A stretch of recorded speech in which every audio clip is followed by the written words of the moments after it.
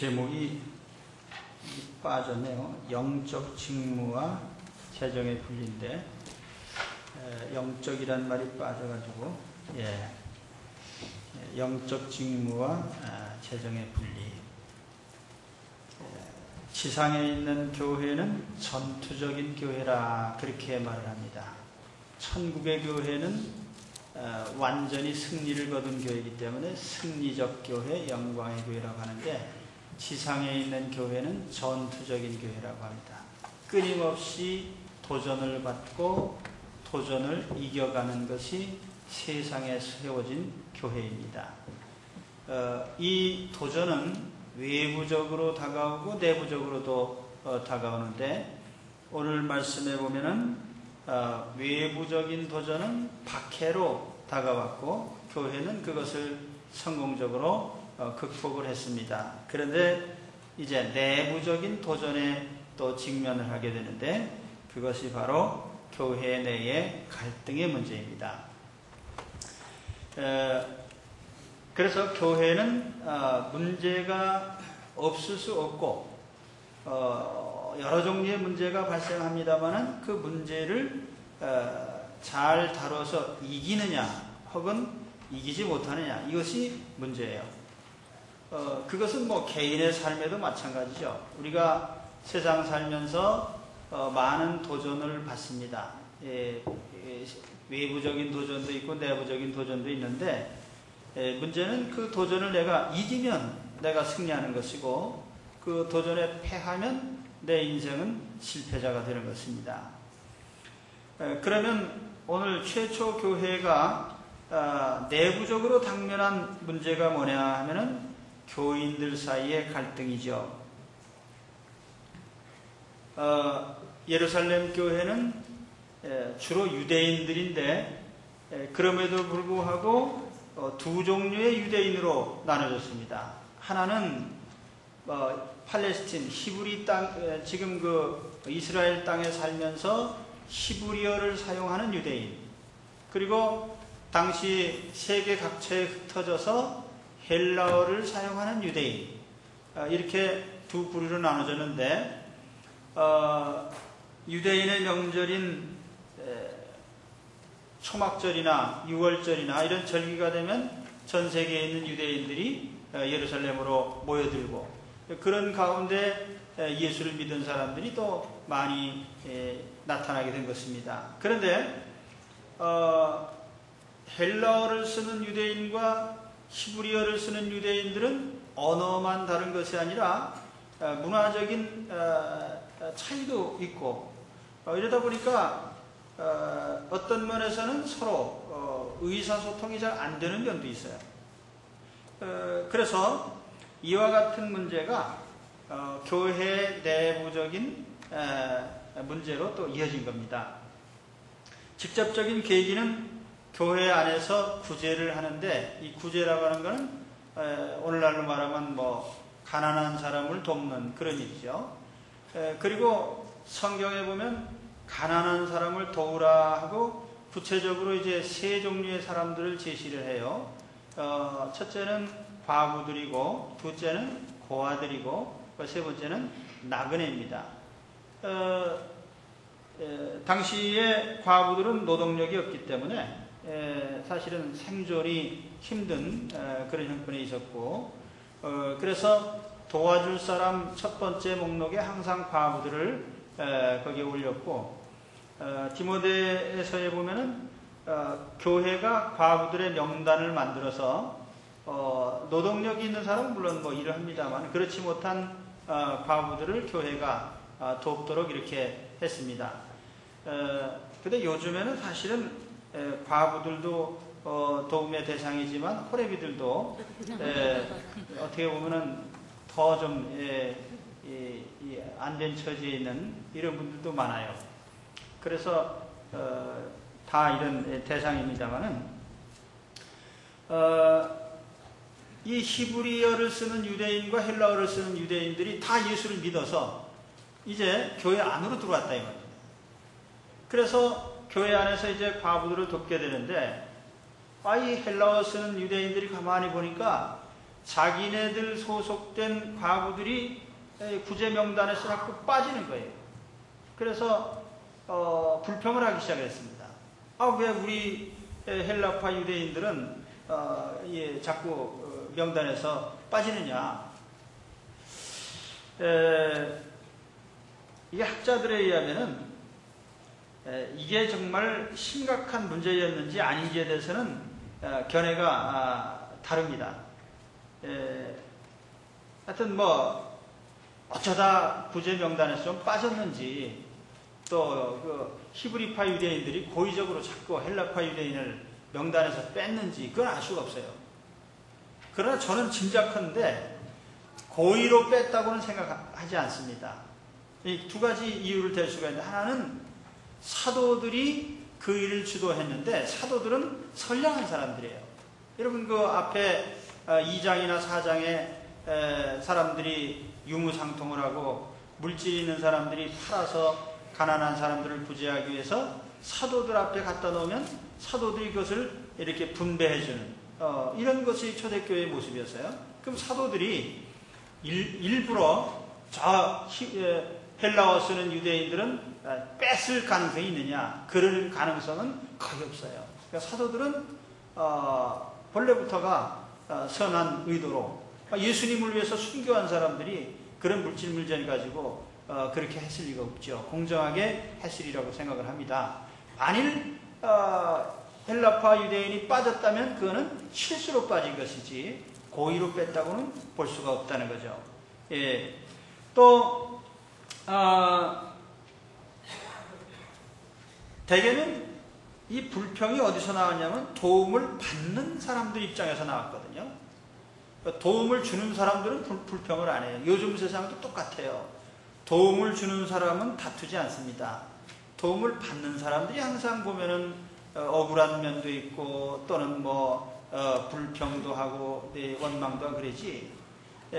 그래서 이 당시에도 그 헬라파 유대인들이 평소에 가지고 있던 그런 갈등의 모습이 말하자면 어느 한 계기에 이렇게 분출된 그런 것으로 생각을 합니다.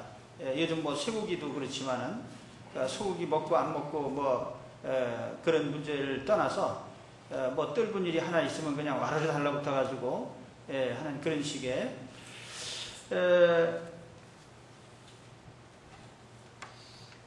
아무튼 이 원망과 불평이라는 것은 바람직하지 않은 거죠. 왜냐하면 그 원망이나 불평이라는 것은 근본적으로 사람을 향한 게 아니고 하나님을 향한 것이다. 왜 그러냐면은 내가 처한 상황이나 모든 내 인생의 모든 걸어가는 길은 하나님이 관리하고 계시거든요. 그럼 내가 지금 어려움을 당했다. 그랬을 때 그러면 내 인생길을 그렇게 이끌어 가시는 하나님을 향한 원망이 되는 거예요. 왜냐하면 그게 사람을 향한 원망이 아니란 말이에요. 내가 왜 병들었냐고 원망한다고 하면 그거는 내 인생에 또 때로는 병들고 내 인생이 건강하게 하시는 하나님의 섭리를 우리가 부정하고 불평하는 것이 되는 것입니다.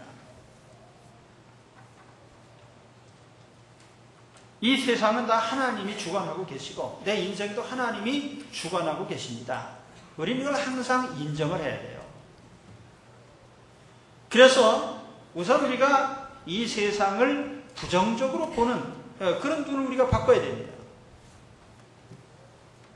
가령 예를 들면은 여기 헬라파 유대인들이 불평한 것이 뭐냐면은 왜 우리를 무시하느냐 이거예요.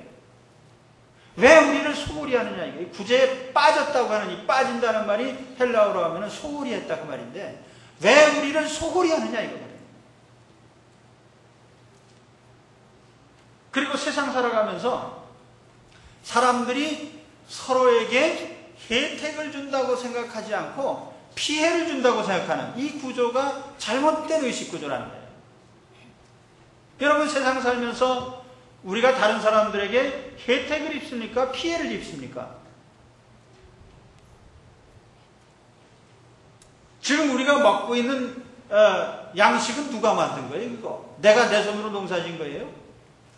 농사짓는 분들의 그런 수고로 우리가 양식 먹는 거 아니에요?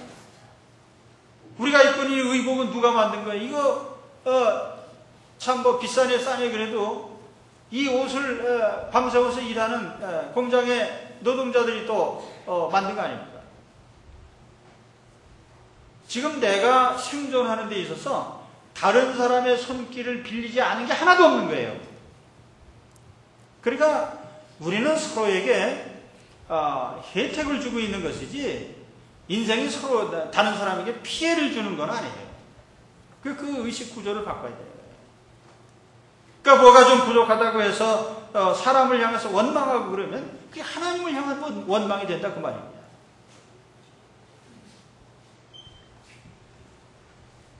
너희의 원망은 우리를 향하여 함이 아니요 여호와를 향하여 함이로다. 모세가 그렇게 얘기했어요.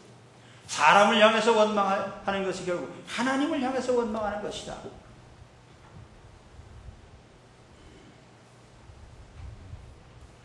그래서 결과가 어떻게 됐습니까? 초대교회에서 이와 같이 구제에 불평하고 원망하는 그 원망 때문에 천국 실험이 실패했어요. 뭡니까? 유무상통하는. 가진 자와 가지지 못한 자가 서로 자유스럽게 나눠 쓰고 이렇게 서로 신뢰하고 이렇게 하던 구조가 한쪽에서 원망 불평을 함으로 말미암아 그런 구조가 깨져버렸어요. 그래서 초대교회에 이걸 뭐 초기 기독교 공산주의라고 말하는 사람들이 있는데 어쨌든 그 물질적인 공유의 실험이 깨졌단 말이에요. 여러분 신뢰가 깨졌으니까요. 만약 헬라파 유대인들이 우리가 도움을 덜 받든지 좀 더 받든지 어쨌든 우리는 도움을 받는 입장에 있으니까 고마운 일이다 이렇게 생각했으면 이런 문제가 발생을 안 했겠죠. 그러나 어떤 적은 차이 때문에 그걸 원망하고 불평하는 가운데 결국은 그 사회 구조가 깨져버린 것입니다. 오늘 우리 사회적 구조도 그렇습니다. 우리 사회적으로 보면은 가진 자도 있고 못 가진 자도 있고 또 더 많이 하는 사람도 있고 좀 부족한 사람도 있고 여러 형태의 사람도 있습니다만 이것을 일률적으로 우리가 인간적인 힘으로 동등하게 만들 수는 없는 거예요. 중요한 것은 피차 간에 서로를 용납하고 신뢰하는 것이죠. 저 사람들이 선한 의도로 그렇게 했을 것이다.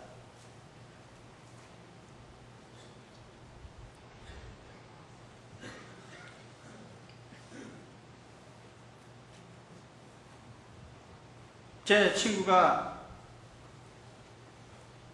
작은 회사를 운영하면서요. 참 때로는 자금난을 겪고 힘든 경우를 많이 넘기면서 회사를 운영하고 있습니다. 그러면서도 늘 그래요. 내가 여기에 내가 만든 이 회사 때문에 얼마나 많은 가족들이 먹고 사는지 모른다. 나는 그 책임감을 느낀다 이거예요. 만일 그런 인식을 그 고용된 사람들도 같이 가질 수 있다면요. 막무가내로 시위를 하거나 그렇게는 안 할 겁니다. 반대의 경우도 있겠죠. 어쨌든 한 공동체는 원망과 불평에서 시작해가지고 구조적으로 깨진다는 것을 우리가 알아야 돼요. 그래서 초대교회는 천국 실험하다가 결국 실패했어요. 적어도 물질 생활에 있어서 그렇습니다. 그러면 이제 다음 단계로 그러면 이런 문제에 대해서 사도들은 어떻게 이것을 해결을 했느냐는 거죠. 우선 사도들이 행한 가장 중요한 일은 영적인 직무와 재정적인 직무를 분리한 겁니다. 우리가 말씀의 직무를 제쳐두고 구제하는 일에 매달리는 것이 과연 옳으냐? 그래서 사도들이 이 재정적인 직무를 자기들에게서 분리를 했습니다. 그리고 자기들은 기도하는 일과 말씀 맡은 일에 전적으로 맡겠다. 전적으로 거기에 매달리겠다. 그렇게 결정을 했습니다. 아주 중요한 결정이죠. 우리 예수 믿는 사람들이 세상 물질 문제를 해결하는 아주 중요한 원리입니다. 사도들은 기도하는 일과 말씀 맡은 일을 가장 중요하게 여겼는데, 기도와 말씀이라고 하는 것은요, 하나님과의 관계를 맺는 가장 중요한 통로입니다. 구약에 보면은 중요한 직분이, 하나님과 관련된 직분이 두 직분이 있어요. 하나는 선지자, 하나는 제사장. 그런데 선지자는 뭐 하는 사람이냐? 하나님의 말씀을 하나님께 받아서 이 죄인들에게, 사람들에게 알려주는 거예요. 그러니까 하나님 편에서 메시지를 받아서 인간 편으로 전달해 주는 것이 선지자의 직분이에요. 그럼 제사장은 뭐냐? 제사장은 반대로 죄인들의 형편에서 죄인들의 그 소리를 하나님께 알려드리는, 그게 제사장입니다. 그러니까 제사장과 선지자라는 직책은 하나님과의 관계를 맺는 중요한 통로가 되는 그런 직분이에요. 그러니까 사도들이 말씀을 맡겠다. 그 말은 하나님 편에서 하나님 말씀을 전해주겠다.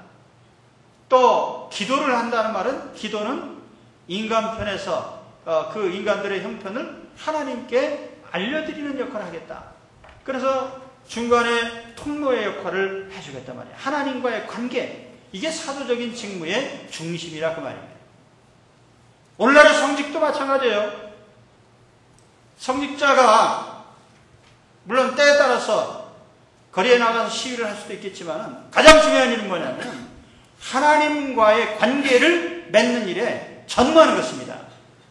하나님의 말씀을 받아서 백성에게 전하는 일이고, 또 한편으로는 백성들의 형편을 하나님께 아뢰는 일을 하나님과의 사이에서 담당하는 것이 성직입니다.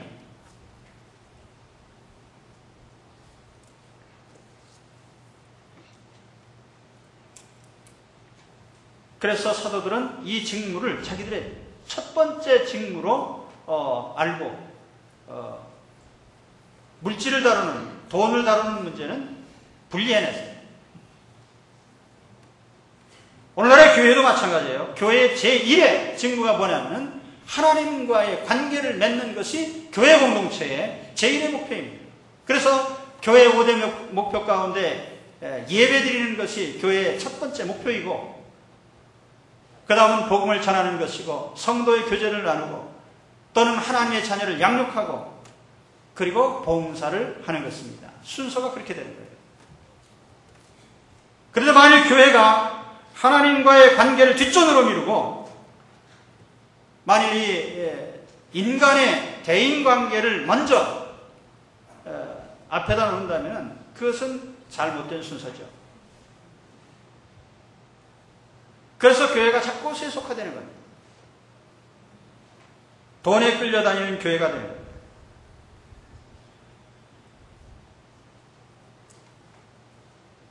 구제의 문제가 복음 사역을 가로막을 수는 없는 것입니다. 그리고 재정의 목표는 영적인 일이 잘 되도록 돕는 데 있어요. 사도들이 직접적으로 재정을 관할하지 않았다고 해서 사도들이 재정적인 문제에서 완전히 손을 뗐다든지 전혀 상관하지 않았다든지 그런 건 아니에요. 그 부분을 위임을 했다는 것이죠. 사도 바울 같은 경우에 보면은 팔레스틴에 흉년이 들었을 적에 저쪽 유럽에 있는 마케도니아 지역의 교인들에게 모금을 해서 거금을 가지고 팔레스틴에 있는 교회들을 또 갖다 돕기도 하고 이런 일을 했습니다. 그러니까 사도들이 이러한 책임을 주도를 하되 그 일을 직접적으로 관리하는 일을 여기에 집사들이 담당을 한 것입니다.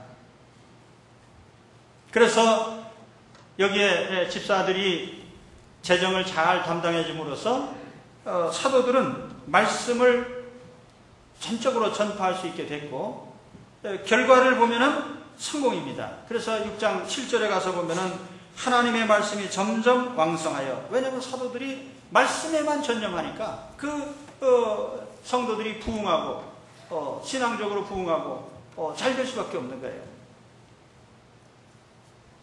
예루살렘에 있는 제자의 수가 심히 더 많아졌더라. 그리고 허다한 제사장 무리도 예수를 믿게 되더라. 여기 제사장들은 끝까지 교회에 반대하던 사람들 아니에요. 그런데 이 사람들도 사도들이 이 재정적인 데서 손을 떼고 말씀에 전념하고 기도를 하게 되니까 오히려 이 사람들까지도 예수님을 믿게 되더라고요. 이게 교회의 비법이에요. 교회는 어떤 문제가 있다고 해서 그거를 물질적인 문제라고 해서 물질로 해결하려고 하면 안 되는 거예요. 영적인 일을 떼어내서 그 일에 오히려 더 열성적으로 전념을 하게 되면 그 다음에 물질적인 문제는 저절로 풀리게 되는 거예요. 할렐루야. 오늘 우리 개인의 삶에도 그렇습니다. 여러분 가다가 돈 문제를 부딪혔어요? 그건 돈 문제가 아니에요. 그 돈 문제하고 내 인생에서의 영적인 문제를 떼어내. 그래가지고 내가 하나님 앞에 말씀을 듣고 하나님 앞에 기도하는 이 일에 내 모든 삶을 다 거기다 한번 투자해 보세요. 그럴 때 물질적인 문제는 저절로 해결될 것입니다. 인간 사이에 갈등이 발생하는데 가장 많은 갈등이 일어나는 게 뭐냐면은 물질 문제거든요. 돈 문제. 그런데 그거를 끝까지 돈으로 해결하려고 하면은 이게 해결이 안 돼요. 그래서 그거를 영적인 일을 앞세워서 말씀과 하나님은 뭐라고 말씀하시는지, 내가 그 형벌을 하나님 앞에 기도하고 그런 가운데 그 문제가 해결이 되는 겁니다. 그래서 오늘 이와 같이 하나님의 은혜로 해결할 수 있게 되기를 바랍니다. 성도들의 문제는 물질의 문제에서 출발해도 결국은 해답은 영적인 일로 매듭이 지어지는 것이 우리 성도 삶의 원리라니. 마지막으로 말씀드릴 것은, 그러면 어떤 사람이 선출이 되고 그 결과가 뭔지를 좀 잠깐 말씀드리겠습니다. 7명의 집사가 선출이 됐어요. 그런데 7명이라는 숫자는 아주 성경에 하나님의 숫자요, 완전한 숫자요, 또 축복의 숫자입니다. 7명에 맞춰서 한 건 아니래도 7명이 뽑힌 것은 좋은 징조입니다. 어떤 주석가는 이때 신자들이 무슨 기준으로 뽑았을까? 우리 교회도 이렇게 장로 선출, 집사, 권사 이렇게 선출할 때 보면은 성도들 나름대로 기준이 있습니다. 그 기준이 뭔지 난 몰라요. 근데 각자 공유된 그 기준으로 투표를 합니다. 그래서 그 투표에 의해서 사람이 선출이 되는데 그 기준을 뭐라고 딱 잡아 말할 수는 없는 거죠. 근데 오늘 이 7 집사님이 선택될 때에 교인들은 어떤 생각을 했을까라고 어떤 신학자가 상상을 한 겁니다. 두 가지를 얘기를 했어요. 첫째가 뭐였냐면 재산을 팔아 바친 사람들 중에 뽑았을 것이다. 자기 재산을 팔아서 구제하는 일에 낸 사람들, 그런 사람들이면 인정할 거 아니냐. 또 한 가지는 헬라파 유대인들이 주된 대상자들이었을 것이다. 그래서 여기 7명의 이름을 보면 다 헬라식 이름으로 되어 있어요. 히브리식 이름이 없습니다. 그건 뭐냐면 이 사람들이 출신이 다 헬라파의 유대인들일 것이다. 왜 헬라파를 위주로 뽑았는지는 나도 잘 모릅니다. 그러나 아마 오늘 교회로 본다면은 교회 안에서 불평하는 사람들을 아마 감안해서 더 뽑아주지 않았나. 그것도 생각해보면 더 은혜로운 것 같아요. 그런 사람을 다 무시해버리면은 더 분란이 일어날 텐데, 다 뽑아놨으니 뭐 지들이 해보면 알겠죠. 뭐 이게 힘든 일인지 억지로 그랬는지 일부러 그랬는지 그래서 아마 그렇게 한 것 같습니다. 그러나 그거는 신학자가 상상한 것이고, 오늘 말씀에는 4가지 집사의 조건이 나옵니다. 첫째는 성령 충만, 둘째는 지혜 충만, 셋째는 믿음 충만. 다 충만해요. 3대 충만입니다. 성령 충만, 성령의 인도를 받는 사람. 또 믿음이 충만, 신앙이 부족한 사람은 어떤 경우에도 주의를 하다가 시험에 들기 쉽습니다. 그래서 신앙이 충만해야 돼요. 믿음. 하나님을 신뢰하면 어떤 경우에도 그 일에서 그거를 그만둔다든지 어려운 일이 발생한다고 뛰쳐나간다든지 그런 일은 안 해요. 그러니까 성령 충만해야 되고, 믿음이 충만해야 되고, 그 다음에 지혜 충만. 이게 미련하면 또 안 돼요.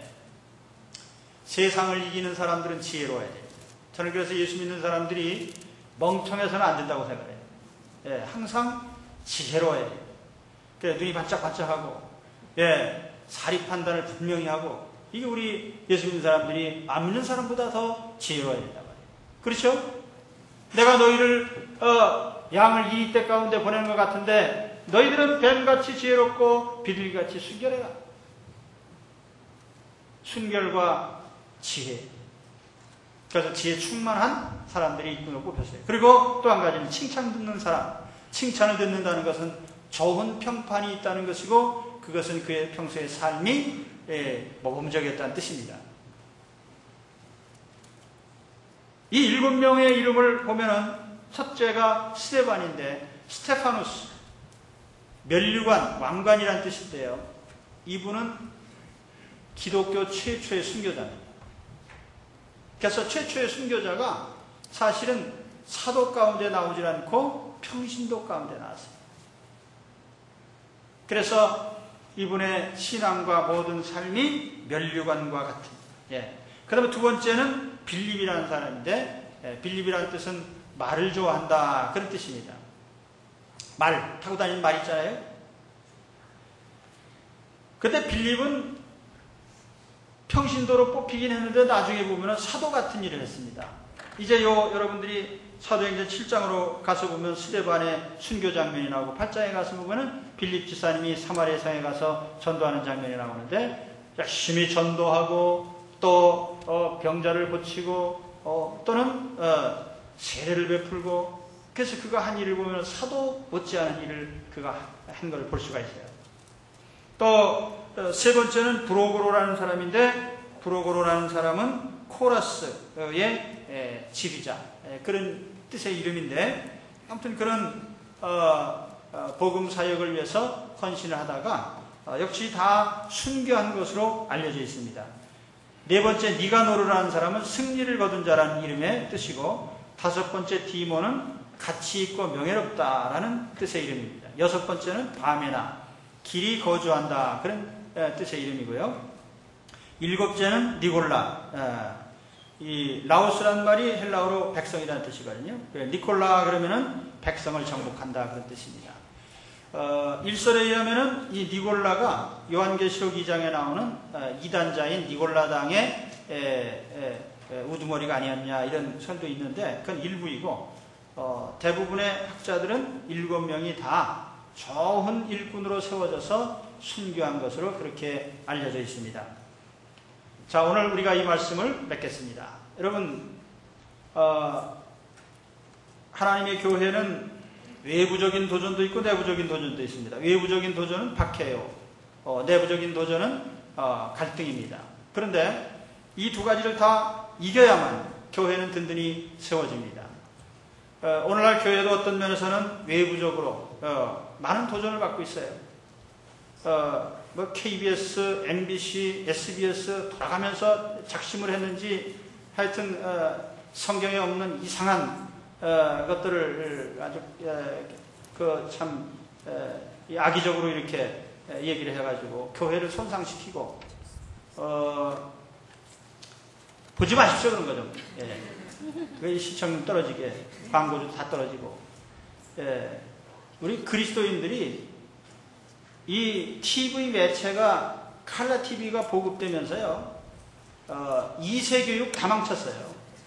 애들이 어른의 교훈을 받지 않고 텔레비에 감화를 받아가지고 텔레비가 하는 거 다 보고 따라하다 보니까 문화적으로 아이들이요, 예의 없고 참을성 없고 인내심 없고 인성은 망쳐지고 부도덕한 거 배우고, 이게 TV 문화가 전하는 거예요. 집에 TV가 없으면 2세 교육이 살아나고 그렇게 됩니다. 이 세상에 종교를 비난해가지고 잘된 일이 없어요. 우리의 인성에 있어서 제일 깊이 있게 인생을 좌우하는 것이 종교인데, 그것을 비방하고 깎아내려가지고 뭘 하겠다는 얘기예요. 생각이 없는 거죠. 생각이 없는 거예요.